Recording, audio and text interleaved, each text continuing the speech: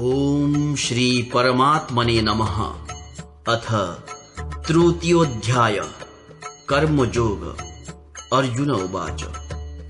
अर्जुन कहिले, हे जनार्दन, जदि आपणଙ୍କ मतरे कर्म अपेक्षा ज्ञान श्रेष्ठ, तेबे हे केशव मते काहींकि भयंकर कर्मरे लगाउछंती। आपण गोलिया मिशा परि लागुथिबा कथारे मोर बुद्धि को मोहित प्राय करि देउछंती। तेणु निश्चय करी गोटिए कथा कहंतु, जहा द्वारा कि मु कल्याण प्राप्त हेबी। श्री भगवान उवाच। श्री भगवान कहिले, हे निष्पाप, एही लोकरे दुई प्रकार निष्ठा हुए बोली मु आगरु कहि सारिछि। तन्मध्यरु सांख्य योगी मानकर निष्ठा ज्ञान योग द्वारा एवं योगी मानकर निष्ठा कर्म योग द्वारा होइथाय। मनुष्य कर्माचरण न करी निष्कर्मता बा योग निष्ठा पाई पारे नाही कि केवल कर्म त्याग करि देई विसिद्धि बा सांख्य निष्ठा पाई पारे नाही। एहा निसंदेह जे कौनसी मनुष्य कौनसी समय क्षणे शुद्ध कर्म न करी रही पारे नाही। कारण समस्त प्राणी प्रकृति उत्पन्न गुण मानकर परवश होई कर्म करने को बाध्य हुअंती। जो मूढ़ व्यक्ति मनुष्य कर्मेन्द्रिय मानकु बलपूर्वक उपरु उपरु रुद्ध करिदेई मन द्वारा से इंद्रिय मानकर विषय चिंतन करुथाए, ताको मिथ्याचारी अर्थात दंभी बोली कहा जाए। किंतु हे अर्जुन, जो पुरुष मन द्वारा इंद्रिय मानकु वश करी अनासक्त होई समस्त इंद्रिय द्वारा कर्म योग आचरण करती, से श्रेष्ठ अटंती। तुमे शास्त्र विहित कर्तव्य कर्म कर, कारण कर्म न करिबा ठारू कर्म करिबा श्रेष्ठ। कर्म न कले तुमर शरीर निर्वाह मध्य सिद्ध होई पारिबो नाही। यज्ञ पाई करा जाउथिबा कर्म छड़ा अन्य कर्म मानकरे लागी रहिबा फलरे ही मनुष्य माने कर्म बंधन रे पड़ंती। तेणु हे अर्जुन, तुमे आसक्ति रहित होई केवल यज्ञ पाई ही भल भावरे कर्तव्य कर्म आचरण कर। प्रजापति ब्रह्मा कल्पर प्रारंभ रे यज्ञ सहित प्रजा मानक रचना करी से मानक कहिथिले, तुम्भे माने एही यज्ञ द्वारा वृद्धि प्राप्त हुओ एवं एही यज्ञ तुम्भ मानकर वांछित भोग प्रदायक हेउ। तुम्भे माने एही यज्ञ द्वारा देवता मानक उन्नत कर एवं सेही देवता माने तुमर उन्नति करंतु। परस्पर उन्नति करिबा फलरे तुम्भे माने परम कल्याण प्राप्त होइजिबो। यज्ञ द्वारा संवर्धित देवता माने तुमको बिना प्रार्थना रे वांछित भोग निश्चय प्रदान करि चलिबे। सेही देवता मानक द्वारा एही परि प्रदत्त भोग पदार्थ गुड़ी को जेउ पुरुष से माननको अर्पण न करी स्वयं भोग करे, से चोर ही अटे। यज्ञरु बलिथिबा अन्न भोजन करुथिबा श्रेष्ठ पुरुष माने समस्त पापरु मुक्त होई जामती एवं जेउ पापी माने निजर शरीर पोषण पाई अन्न रंधन करंती, से माने पाप ही भोजन करंती।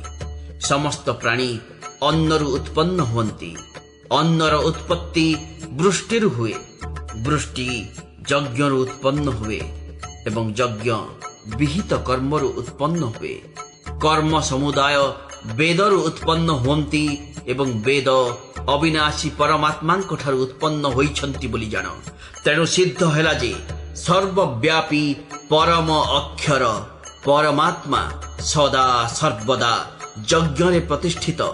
हे पार्थ, जेउ पुरुष एही लोकरे एही प्रकारे परंपरा क्रमे प्रचलित हुई आसीथिबा सृष्टि चक्रर अनुकूल होई चले नाही, अर्थात निजर कर्तव्य पालन करे नाही, इंद्रिय मानक द्वारा भोगरे रमण करुथिबा सेही पापायु पुरुष वृथारे जीवन धारण करे। किंतु जेउ पुरुष आत्मारे रमण करुथांती एवं आत्मारे तृप्त तथा आत्मारे संतुष्ट होई रहिथांती, तांको पाई कौनसी भी कर्तव्य करिबाकू बाकी रहि न थाए। सेई महापुरुषंकर एही विश्वरे कौनसी कर्म करिबारे प्रयोजन रहे नाही, किंबा कर्म न करिबारे कौनसी प्रयोजन रहे नाही, तथा कौनसी प्राणी सहित मध्य तांकर किछि भी स्वार्थ संबंध रहे नाही। तेणु निरंतर आसक्ति रहित होई निष्ठार सहित कर्तव्य कर, कारण आसक्ति रहित होई कर्म करुथिबा मनुष्य परमात्मा को पाई जाती। जनकादि ज्ञानी माने मध्य आसक्ति रहित कर्म द्वारा ही परम सिद्धि प्राप्त होइथिले। तेणु लोक कल्याण दृष्टि तुमे कर्म करिबा ही उचित। श्रेष्ठ पुरुष जेउ जेउ आचरण करती अन्य पुरुष माने मध्य सेही सेही आचरण करती एवं से जहा किछि प्रमाण करि दियंती लोके ताहा अनुसरण करती। हे अर्जुन, तिनी लोकरे मो पाई कौनसी कर्तव्य नहीं कि कौनसी प्राप्ति योग्य वस्तु मते अप्राप्त नुहे, तथापि मु कर्मरे ही लागि रहिछि। कारण हे पार्थ, जदि मु केबे सावधान होई कर्मरे लागि न रहिबी तेबे बड़ क्षति होइजिवो। कारण मनुष्य माने सबु दिगरु मते अर्थात मोरी मार्ग अनुसरण करती। तेणु जदि मु कर्म न करिबी तेबे समस्त मनुष्य नष्ट भ्रष्ट होइजिवे एवं मु शंकरतार कर्ता होइजिबी तथा एही समस्त प्रजा को नष्ट करिवार कारण होइजिबी। हे भारत, कर्मरे आसक्त होइथिबा अज्ञान लोके जेउ प्रकार कर्म करंती आसक्ति रहित विद्वान मध्य लोक संग्रह करिबाकू इच्छुक होई सेही प्रकारे कर्म करिबा उचित। परमात्मा स्वरूप अटल भाव स्थिर होइथिबा ज्ञानी पुरुष आसक्ति युक्त होई शास्त्र विहित कर्म करुथिबा अज्ञान मानक बुद्धि रे भ्रम अर्थात कर्म प्रति अश्रद्धा उत्पन्न कराइबा उचित नुहे, बरम स्वयं समस्त शास्त्र विहित कर्म भल भावरे आचरण करी सेमानक द्वारा मध्य सेही परि आचरण कराइबा उचित। वस्तुतः समस्त कर्म सबु प्रकारे प्रकृतिर गुण मानक द्वारा करा जाउ थाए, तथापि जहार अंतःकरण अहंकार रे मोहित होई रही थाए सेही अज्ञान मु ही कर्ता बोली मने करे। किंतु हे महाबाहु, गुण विभाग और कर्म विभागर तत्व जानिथिबा ज्ञानी जोगी गुणी माने ही गुण मानंकरे प्रवर्तित हुअंती नाही बोली बुझी सेथिरे आसक्त हुअंती नाही। प्रकृतिर गुण रे अत्यंत मोहित होइथिबा मनुष्य माने गुण मानंकरे और कर्म मानंकरे आसक्त रहंती। पूर्ण भावरे बुझी नथिबा सेही मंद बुद्धि अज्ञान मानंकु पूर्ण भावरे जानिथिबा ज्ञानी विचलित करिबा उचित नुहे। अंतर्यामी परमात्मांको ठारे लागि रहिथिबा चित्तरे समस्त कर्म मो ठारे अर्पण करि देई आशा रहित ममता रहित और संताप रहित होई युद्ध कर। जेउ मनुष्य माने दोष दृष्टि रहित होई एवं श्रद्धा युक्त होई सदा सर्वदा मोर एही मत अनुसरण करंती सेमाने मध्य समस्त कर्मरु मुक्त होई जांती। किंतु जेउ मनुष्य माने मो ठारे दोषारोपण करी मोर एही मत अनुसारे चलंती नहीं सेही मूर्ख मानंकु तुमे समस्त ज्ञान रे मूढ़ बोली और नष्ट होई जाइछंती बोली ही जानो। समस्त प्राणी प्रकृति को प्राप्त हुअंती अर्थात निज स्वभावर परवश होई कर्म करंती। ज्ञानवान व्यक्ति मध्य निज प्रकृति अनुसार चेष्टा करंती। तेणु एथिरे कहार जिद बा कौन करिब। इंद्रियर अर्थरे अर्थात प्रत्येक इंद्रियर विषय रे राग और द्वेष लुचि रहिछि। मनुष्य सेही दुईटीर बशवर्ती हेबा उचित नुहे, कारण से दुईटी हेउछंती तार कल्याण मार्ग रे विघ्न सृष्टिकारी विराट शत्रु। उत्तम आचरण सहित पालित हेउथिबा अन्यर धर्म ठारू गुण रहित हेले मध्य स्वधर्म अधिक मंगल कर।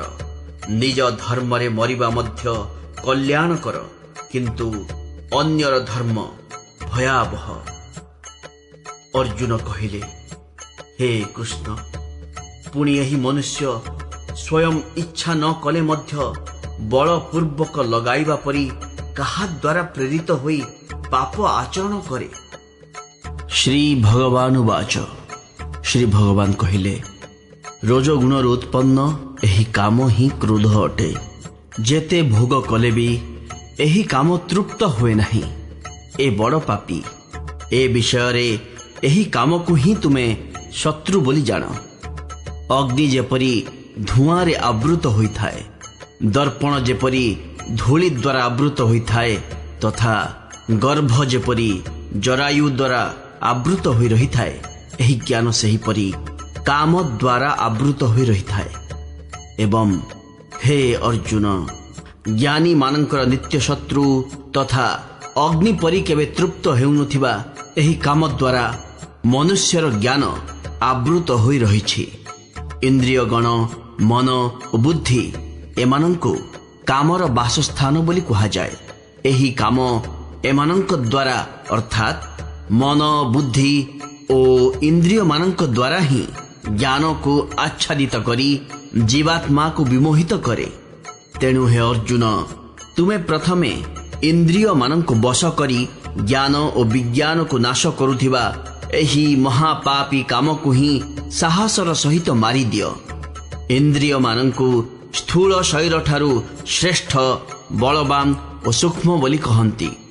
इंद्रिय मानंको ठारू मन श्रेष्ठ, मन ठारू बुद्धि श्रेष्ठ और जहा बुद्धि ठारू मध्य अत्यंत परम अर्थात श्रेष्ठ ताहा हेउछि आत्मा। एपरि भावरे आत्मा को बुद्धि ठारू पर अर्थात सूक्ष्म, बलवान और अत्यंत श्रेष्ठ बोली जानी एवं बुद्धि द्वारा मन को वश करी हे महाबाहु, तुमे एही काम रूपी दुर्जय शत्रु को मारी दियो।